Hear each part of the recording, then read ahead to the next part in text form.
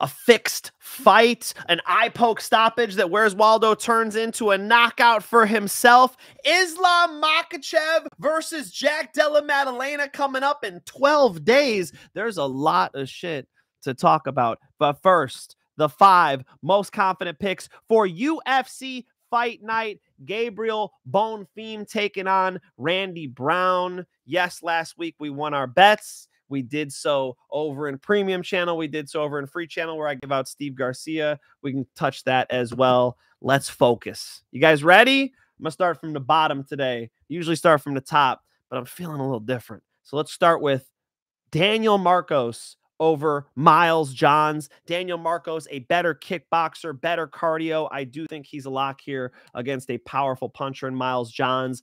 Jacqueline Cavalcanti over Mayra Bueno Silva, who's without her Adderall. Jacqueline Cavalcanti has great footwork. Adrian Yanez taking out Cristian Quiñonez, who's chaotic, but I think he walks into the boxing of Adrian Yanez. Joseph Morales over Matt Schnell. Matt Schnell is a bottom-of-the-barrel UFC fighter. I think Joseph Morales is a real prospect. And then Gabriel Bonfim over Randy Brown. Gabriel Bonfim, a better grappler, much better at submission grappling, and a very technical striker at that. There's a fucking jet of a motorcycle flying by. They love to do that on my street here in Huntington Beach. And then there's a dog of the night that I took out. Honestly, I had this underdog in the 5, but you guys know what it is. DM at mikefinchshow on Instagram. If you guys want to see my bets, for those of you who saw my bets last week, it was Where's Waldo, who cashed as the lock of the night. He gets his eye gouged. He's down there. He's down. Tom Aspinall's like, yup, I know, happened to me. Then what does he do? They go, hey, man, it's going to be either a no contest or we'll get you back in this fight. He goes, no, I'm good. I'm good. Yeah, give me a minute. Yeah, give me a second, right? And he was talking to him.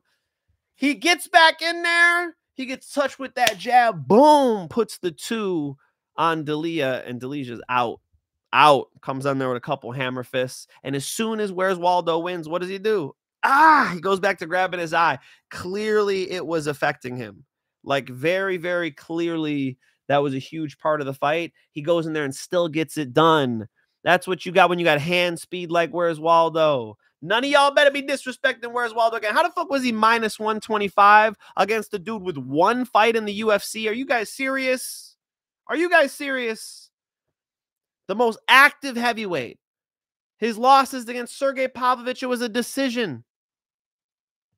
I thought that was low-lying fruit. That was easy. We hit the parlay as well. Temba Garimbo doesn't come through for us, but we make money. And then Steve Garcia getting it done, money line over in Free Channel. One more time, direct message me on Instagram at mikefinchshow if you want to see the bets. I'm also putting together parlays, okay? So I'm putting together this fucking massive parlay that is going to go from card to card. I'd probably do 2 or 3. If you guys are interested, DM at mikefinchMMA on Instagram. Jump in. All right, let's talk about this shit. First of all, Daniel Marcos should pitch a shutout against Miles Johns. Miles Johns throws with power, but it's a lot of looping shit, and he doesn't last in these fights. He's slowing down in the 3rd round. You know, this fight was put together a little bit last minute. I think Marcos was supposed to be fighting later in the month. Miles Johns targeted for this card. But I'm going to say they're both in shape for it. But Miles Johns' shape is not the same shape as Daniel Marcos' shape. Daniel Marcos has this way about his striking where he can have a high output, but he could also maintain that for 3 rounds, or I bet 5 rounds. I think he's going to put on a nice clinic here against Miles Johns. I think Miles Johns is going to miss big and pay for it. You're going to see the benefit of throwing straight punches versus looping punches. You're going to see him really be able to start to take this thing over in the 2nd and the 3rd round, 29-28 or 30-27. I'm impressed by Daniel Marcos striking. He's a good kicker. He's tough. And, he's going to be able to turn it up. So let's go Daniel Marcos as a lock against Miles Johns. Jacqueline Cavalcante over Mayra Bueno Silva. Mayra Bueno Silva, a little bit on the latter part of the career here. Jacqueline Cavalcante, winning and doing it with technically sound striking. Mayra Bueno Silva, she's got a ninja choke she can put on you. She's definitely strong and good at grappling, but a little sloppy. right? And you don't want to be sloppy against Jacqueline Cavalcante. She's too much of a technician. I'm picking the technicians on this card, and I think Jacqueline Cavalcante is going to be able to move left, move right, kind of bull and matador Mayra Bueno Silva. Mayra Bueno Silva, pretty flat on the feet. She's paid for it before. I think she pays for it here again. Pretty fucking bad stylistic matchup for her. I said to talk me out of betting on the ladies, but god damn it. I think Jacqueline Cavalcante can pitch a shutout against Mayra Bueno Silva. Somebody save me. Someone save me, if you will, and take away all these pills.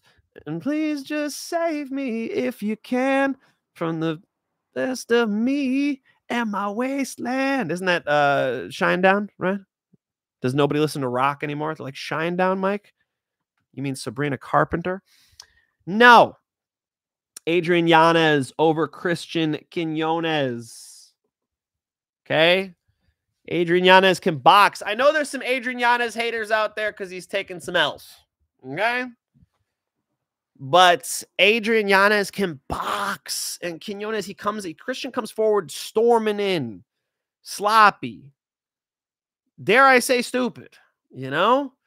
And I think Adrian Yanez is a bad matchup for that man. He's got power. He's got a little bit of time, and he can slip and rip. I think he's going to get a guy who's happy to come into the pocket and just rip him with shots here. I could see a nice Adrian Yanez knockout, which is exactly what he needs. He's 31 years old. It's time for him to turn this thing around. He's got talent. He's just been up against some, it's pretty tough competition in the UFC. Adrian Yanez has definitely got some fights. But I think this is where he turns it around. You got a guy who's all chaos, who's all pressure, who lacks fundamentals, and Adrian Yanez, hands up, chin tucked, in his stance, slip and rip, pop, pop. I think he just puts a couple shots on Cristian Quiñonez, gets him out of there. I like the finish here for Yanez. That one, Adrian Yanez via knockout makes a lot of sense. The way that matchup comes together. Come on, son. Adrian Yanez. I'm going to go Joseph Morales over Matt Schnell. Matt Schnell, you could beat Jimmy Flick, but I was about to say something mean. Should I say it? What do you think, Chad? Too much, huh? Finch, you're the GOAT. Thank you, Sure Winner Z6383. Appreciate that, dog.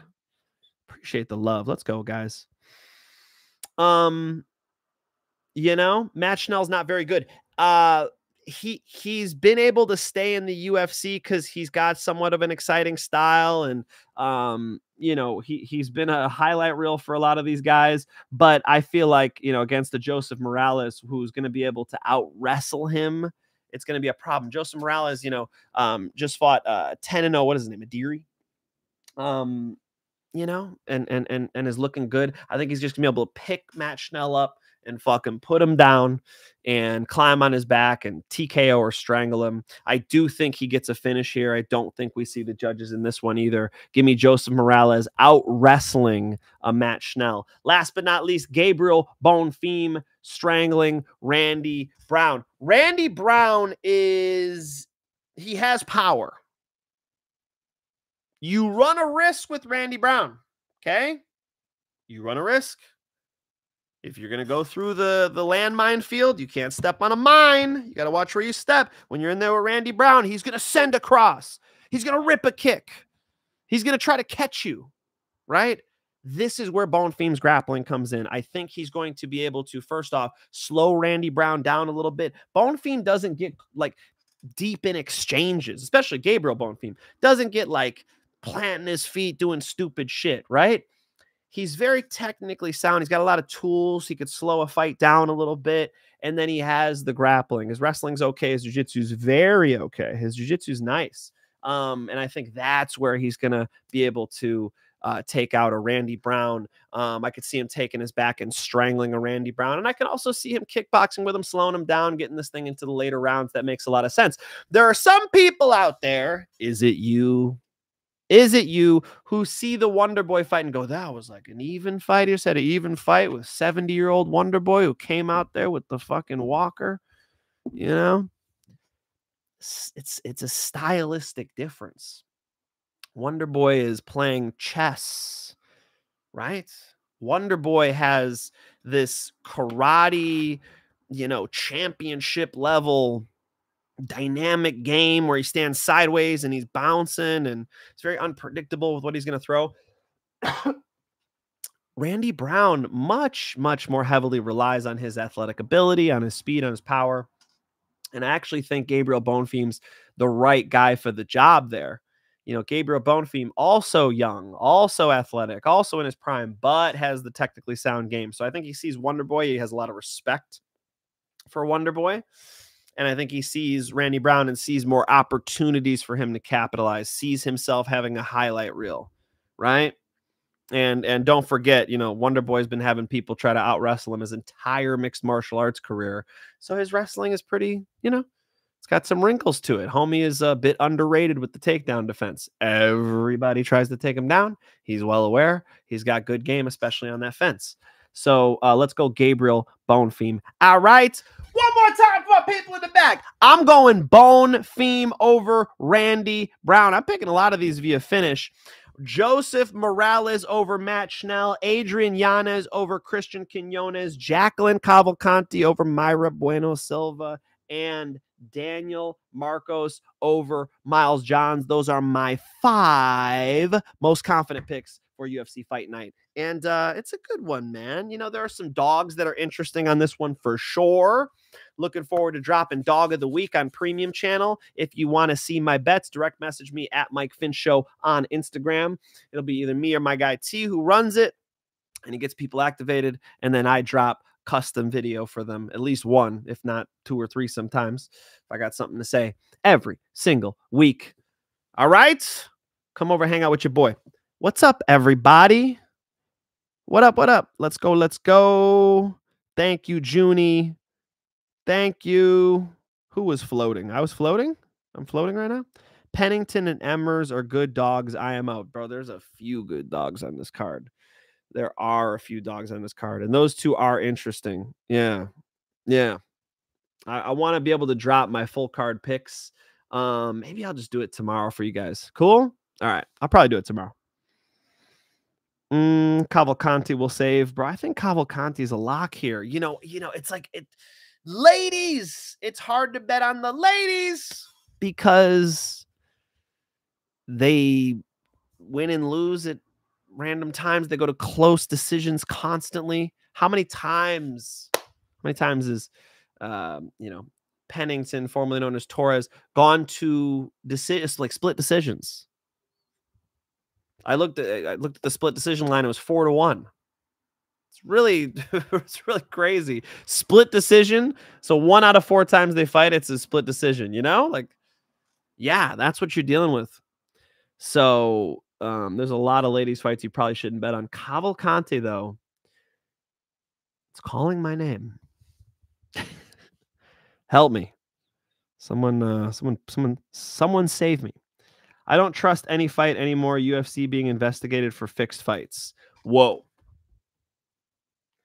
My man went for, I don't trust any fight anymore, as if like this is an epidemic in the UFC. I don't think that's the case, my brother. I don't think that's the case. Once in a blue moon, you get somebody who tries to fix a fight. Yeah, sucks. Happens in boxing, happens in MMA, happens in the NBA. It's happened in Major League Baseball, and it will happen again. It will happen again because betting on sports is not becoming less popular. Okay. It's becoming more popular.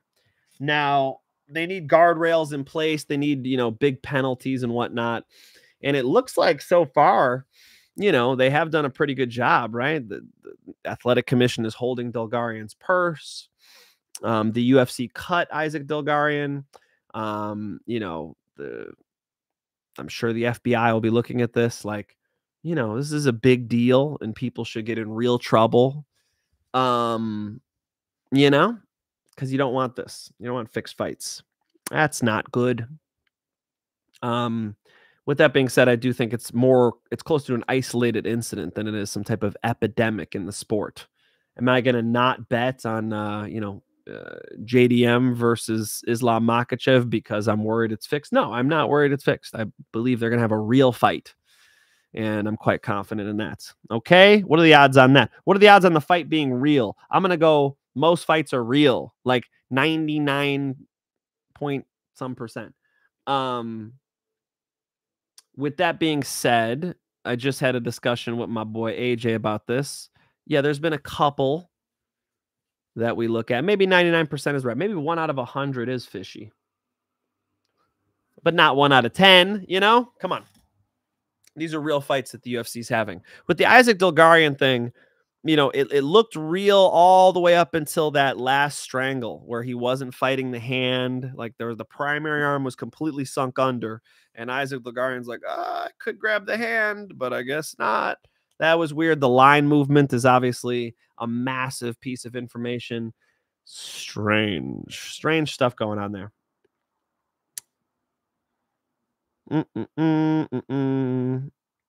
Robert Valentin and Morales moneyline parlay lock. If you're locking Robert Valentin, I think you are crazy. 1:30 p.m. in Cambodia. What's up? What's up, Fernando? What's up, dude? It is 10:38 p.m. here in Huntington Beach, California. What up, dog? Who do you have, Christian, Leroy, Duncan, or Marco Túlio? Ooh, I'll be dropping that tomorrow on my full card predictions. Muslim and Padilla, not bad dogs. Someone put lots of money on Del Val to change that line that much. Yeah, I mean, that's the information I'm getting too. Apparently, there was a lot of money on first round finish too, which is extra suspicious. So, just got to take note of all that. You know what I'm saying? Got to take note of all that, y'all. Yeah, so the fixed fight thing, terrible for the sport. Obviously needs to be addressed. I'm leaning, you know, my guess right now is that there was funny business going on based on the evidence, right? But I'm not one of these people who's like, it was obviously fixed. You know, because like I said, like when Isaac Dulgarian came out there, he seemed emotional, he seemed ready to fight. You know, people are like, I can't believe he got out grappled like that. It all looked fake. That was not my impression when I first watched it. You know, when I first watched it, I didn't get the impression that it was a fake fight. It was then when I found out about the line movement and then I watched that finish again, you know, you could see he could have fought the hands. So that's too bad. That's too bad. Isaac Dulgarian, you son of a bitch. Apparently he formerly trained with James Krause. And Isaac Dulgarian has also said something along the lines of fighters should be able to take part in the bet winnings when they win, they get a cut of everybody's bets, which is that would be great for them, but not good for the bettors, you know. What? So when you lose, do you got to pay out a little bit of the purse to everybody when you lose, you know? But it's interesting that his head's already on the betting, you know. Again, not indicting the dude, but maybe the FBI will. One more thing. Jack Della Maddalena is fighting Islam Makhachev, and I'm excited. I like that Craig Jones has been out there for the camp. I think it's super important. Australia's got such an opportunity here to stop a dog, to stop Islam Makhachev specifically. He's gone through Australia, man. Is Dan Hooker from New Zealand? But obviously Volkanovski, you know. I think JDM is going to be a big problem for Islam. We'll talk about it. We'll break it down when it comes. But man, I'm anticipating just that fight, you know? Most anticipated fight of the year, maybe? I don't know. I think so. I think this is my favorite fight of the year. Islam Makhachev versus Jack Della Maddalena. Take my money. I'm so excited to buy that pay-per-view. All right? Might pre-order that shit. Okay? Yeah. It being 12 days out has got me jazzed. The matchup is fantastic. I've taken a lot of combinations from Jack Della Maddalena and been teaching them to my students. So I've got, you know, a pretty in-depth idea of the type of combinations that Jack Della Maddalena likes to throw and how he likes to strike and the differences between him and an Islam Makhachev. I mean, even his style of takedown defense, the way he lowers his level, changes his level with his opponent, it's a unique style that Islam hasn't really come up against. You know, Jack Della Maddalena will throw the punch and then J-turn forward. What I mean by that is he's switching stances. So he'll throw a shot like from the rear hand, boom, and then as he recoils it, he'll J-turn turn forward, he'll throw another shot. He keeps his knees bent, his chin tucked, his hands up, moves his head well. It's just it's a strange matchup for Islam Makhachev. Islam looks massive though. Have you guys seen these fucking pictures and videos of Islam Makhachev? God damn, he's like, I'm on creatine now. Bro, are you taking the recommended dose? He looks like a fucking middleweight, dude. How is this guy making 155? He says he's done. Islam Makhachev said, I am done making lightweight. That's it. It's over for lightweight. If Topuria wants to fight me, he's got to come up and challenge for this 170 title after I win it. This is what Islam's saying. So what a run he made at 155. But apparently we got welterweight Islam Makhachev now. A lot of questions on what he'll look like at welterweight, and we're about to find out at the highest fucking level. All right, you guys know Jack Della's been my boy. I can't keep patting myself on the back of the back enough because everybody was on Bilal Muhammad. All y'all motherfuckers, I don't want to hear it. You guys were all on Bilal Muhammad. I picked Jack Della Maddalena. I bet Jack Della Maddalena. I gave him out on Premium Channel, and Jack Della Maddalena came through, and he's the fucking champ. I do think I got my finger on the pulse of the Jack Della Maddalena style. God damn, it's going to be a good fight. I'm so excited. Good to see all you motherfuckers. I hope you all had a fantastic Halloween. I certainly did. I got to host weigh-ins over at Lights Out 28. Worked all fight night, doing interviews and all types of stuff as well. I'm going to have Sean Merriman, the NFL legend, the 3-time Pro Bowler, the defensive, rookie of the year for AP. I'm going to have him on the show tomorrow, doing a little interview, and then I'll go ahead and drop my full card predictions for you guys for UFC Fight Night, Gabriel Bonfim versus Randy Brown. Do me a favor. Like this. Okay? Leave a comment. You got nothing to say? W is perfectly fine. Subscribe to the channel. All right? I'm trying to get this thing well past this 10K. Let's get to 20K. Come on. I need to keep climbing, guys. It's a slow trickle. And if I could build this channel, that's a huge dub for me.